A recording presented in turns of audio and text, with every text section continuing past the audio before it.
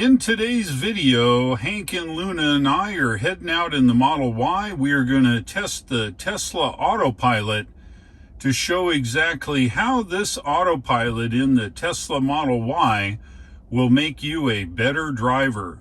Under the AutoPilot selection here, we can see a bunch of parameters that can be set to increase the AutoPilot's ability. First one is what's called auto steer. Auto steer will drive that car down the middle of the road, whether it be a highway, a back road, a two-lane road. The road must have a line in order for AutoPilot to engage. So assume that you're the responsible driver that you are. You will choose a road or something with lines and enable auto steer, and I'll show you that today. Navigate on AutoPilot is for full self-driving or enhanced software upgrade folks like myself. I have full self-driving here in the car enabled. It's an extra option that I purchased. I've enabled traffic light and stop sign control. This means that when I come up to a stop sign or a stop light or traffic light, the car will come to a stop unless I give it a command by giving an acceleration for it to pass through those locations. Green traffic light chime is very handy. Sometimes the lights are really high and you don't see them. For me, being 6'6", I don't see really high. A chime is sounded, which means that a green light, I check the intersection and proceed through. Full self-driving visualization preview is available, and that happens over here, and you'll see it around the car. It shows other vehicles behind, to the left and the right, and in front of me. And that tells you that the onboard AutoPilot cameras are looking at and monitoring the other vehicles around my car. The basic summon allows you to drive it in and out of the garage without being in the car. Advanced summon allows you to summon your car from across the parking lot, and it will come and pick you up wherever you are. Today we're going to discover the AutoPilot features on the road and see exactly how these features will make you a better driver. I use AutoPilot just about everywhere I go because of the fact that it actually monitors things. But AutoPilot sincerely shines when you're up on the highway, which we're going to see here in a few minutes. We're making our way across two-lane roads now, and we're going to jump on Highway 74, which is almost an interstate, but it's a two-lane road in both directions. It's nice to have something that not only takes away the necessity to drive it in the middle of the road, but it's watching for things that I may or may not see, and it's very important. As you can see, it sees other vehicles on the screen, which indicates that the cameras are aware of oncoming traffic. All right, we're coming up to this stop sign here. It notified me there was a stop, and I took over control. It would have come to a complete stop here. So there's no one really here behind me. So let's try that test of if I fall asleep. Now, AutoPilot generally, I'm going to set this to 7 car lengths behind this truck. And what's going to happen now is I have your hand on the wheel, which is what you're supposed to be doing, and I will follow within 7 car lengths of the vehicle in front. In this case, I'm going to match the truck speed. But I am going to pass out. I'm going to pass out, and my hand's going to fall off the wheel. Now watch what happens here. You watch the screen, and you're going to see that I'm going to get a notification here that says it must see rotational torque, which means my hand had to be on the window or on the wheel. So let's see here. It goes for 20 to 30 seconds, depending on some factors.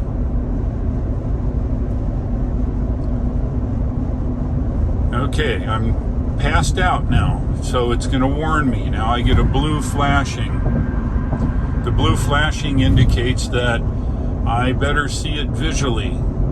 If I don't see it visually, watch what happens. It starts beeping. Now watch what happens.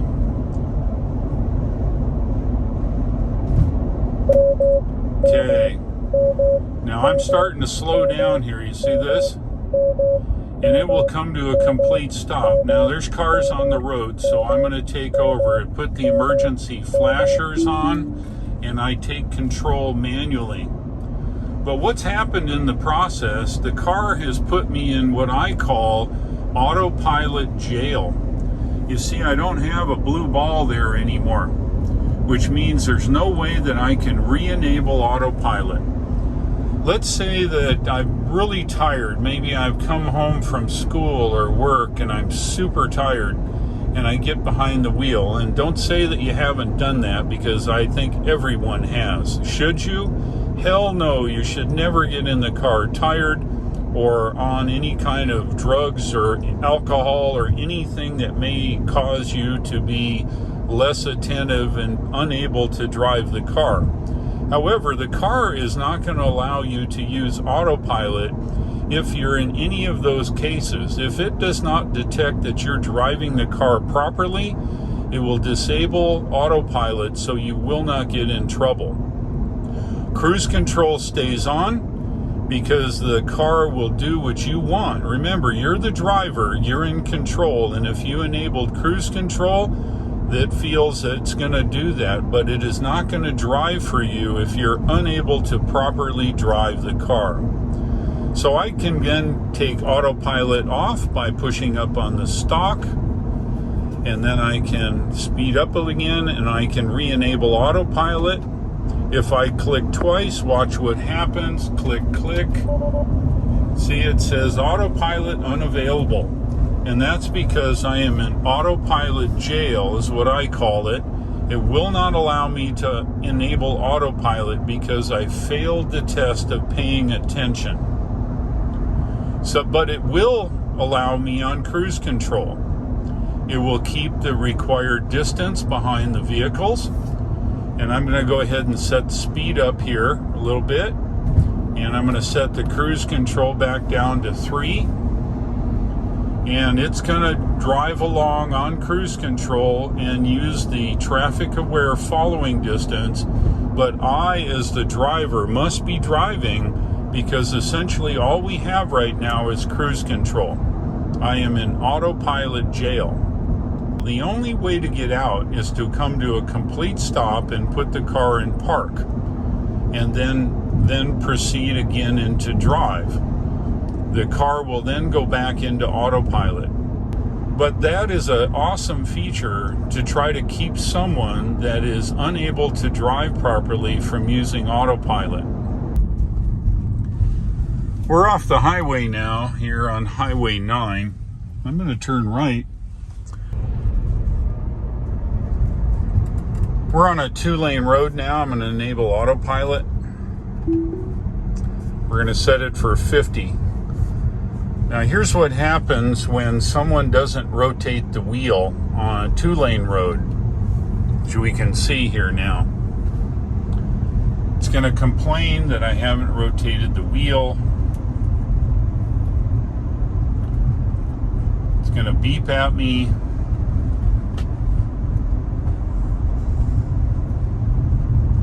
Of course, it continues to drive the car during all of this. It's driving.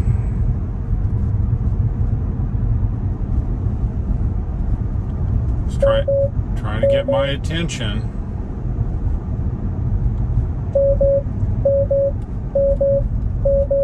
All right, so it's going to come to a complete stop. Watch what happens. And hard. Whoa!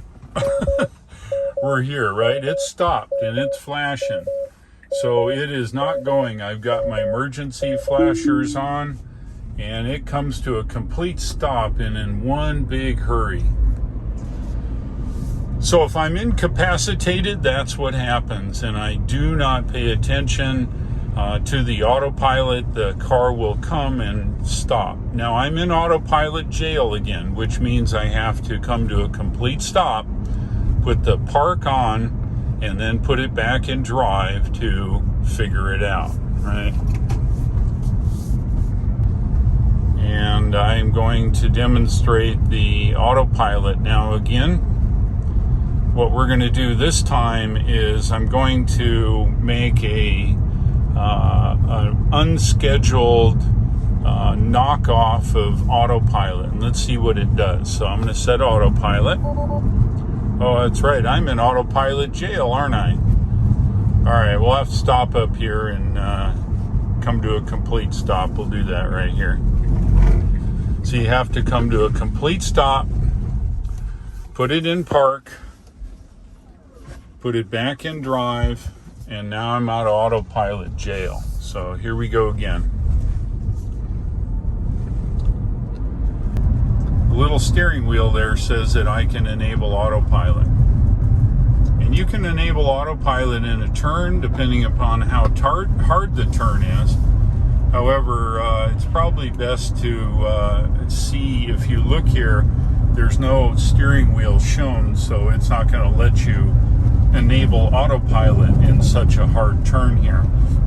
Oh, I could here actually. Except I need a third hand to hold the phone and click the autopilot. So let's see if we can do that here. Ready? Okay, autopilot is enabled. We're doing 43. And of course it's driving on the windy road. It's not a big deal for autopilot. Doing all of its safety checks. Now I have to have my hand on the wheel to make it happy. I'm going to go ahead and disengage the autopilot by rotational torque on the wheel, which essentially means that I, as the driver, want to take over control.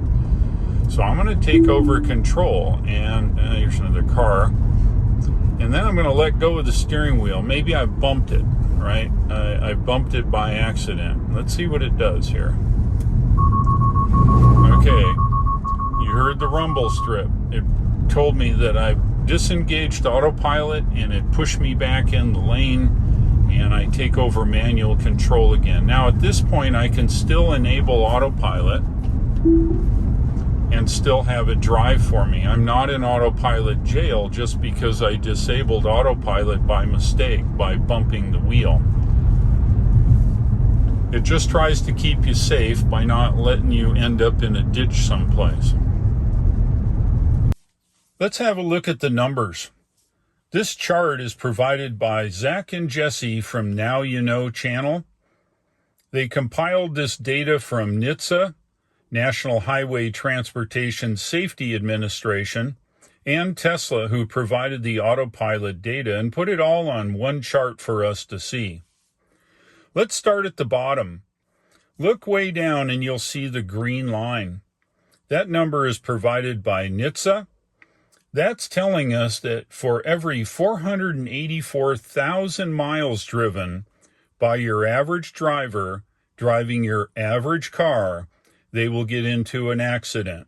That yellow line shown there is a Tesla without any of its active safety features or autopilot turned on. It's averaging about 1.5 million miles per accident. The red line is showing us that we've now turned on the active safety features, and the Tesla now is averaging about 2.2 million miles per accident. Now, when I enable autopilot, the numbers increase such that I can drive an average of 4.5 million miles per accident. Now, you don't have to be a rocket scientist to see that a Tesla on autopilot is almost a magnitude better and safer than driving your average regular car with a regular average driver. So there it is in black and white. If you drive a Tesla on autopilot, it will make you a better driver. Short of having somebody jump out in front of us and making us do something while on autopilot, we didn't get that luxury today, which is a good thing, I guess. However, you saw that autopilot does make you as the driver safer, and it does make you a better driver, because it adds to your two eyes and your reaction time by using cameras and logic in the autopilot to drive the car safer and keep you and the contents of the car as safe as possible. If you like this video, go ahead and click the like, click subscribe, and don't forget to click the bell icon to not miss any videos going forward. If you'd like to buy yourself a Tesla, the referral link shown at the bottom of the screen will get you 1,000 miles or 1,500 kilometers of free supercharging. Thanks for watching. I hope you learned something. Take care, and I'll see you again.